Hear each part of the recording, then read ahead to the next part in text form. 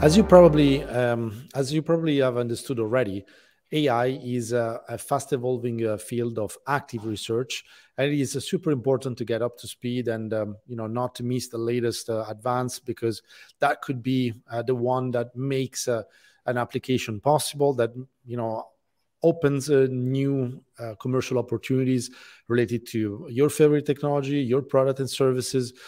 So in today's episode, we're going to explore what are the most important outlets or most important sources of information when it comes to AI. I'm here with Michelle. Michelle has done some research on this topic, but I will start. I will start with my favorite one.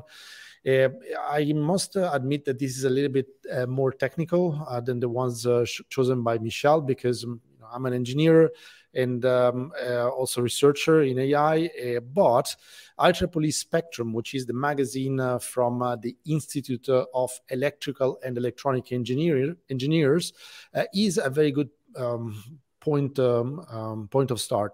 In particular, IEEE Spectrum covers a number of topics, not only AI, but more broadly speaking, technology. And the angle of IEEE Spectrum is very specific.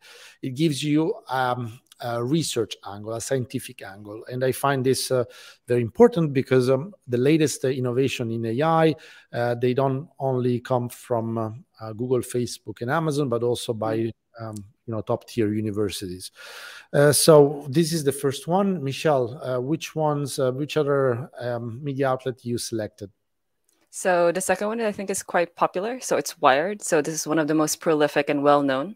It's also one of the most well read, and it's really recognized as really leading the field for outlets in technology and engineering, really everything that's around tech, and it covers business as well.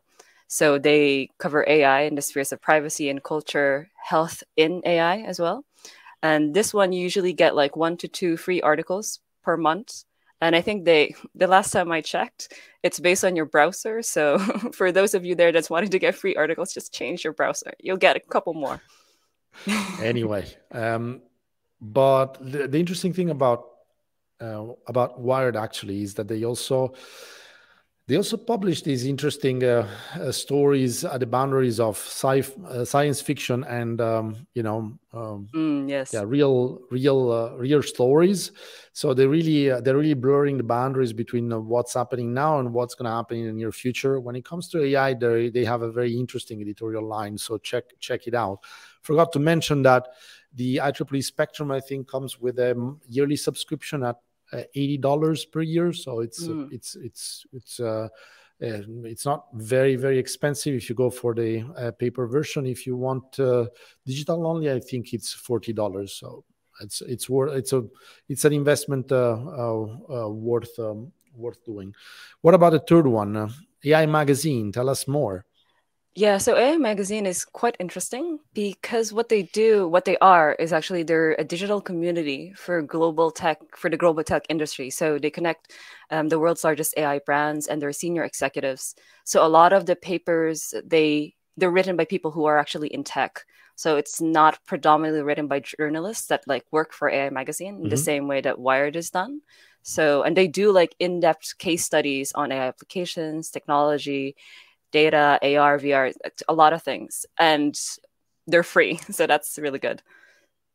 Excellent. And, last but not least, personally, I'm also looking a lot at all the blogs, all the research blogs of the big companies like Google and Amazon in particular. They have excellent resources, especially the Google research blog. It contains a lot of AI, and some of those pieces are quite accessible.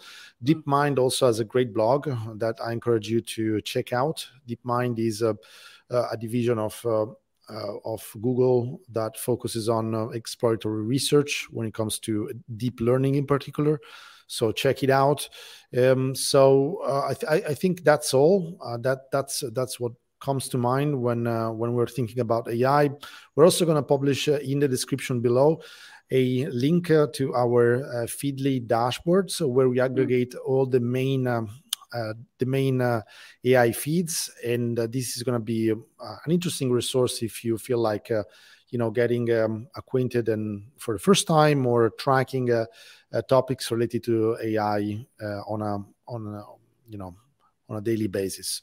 So thanks for watching this video. Thank you, Michelle, for doing the research, and we'll see you.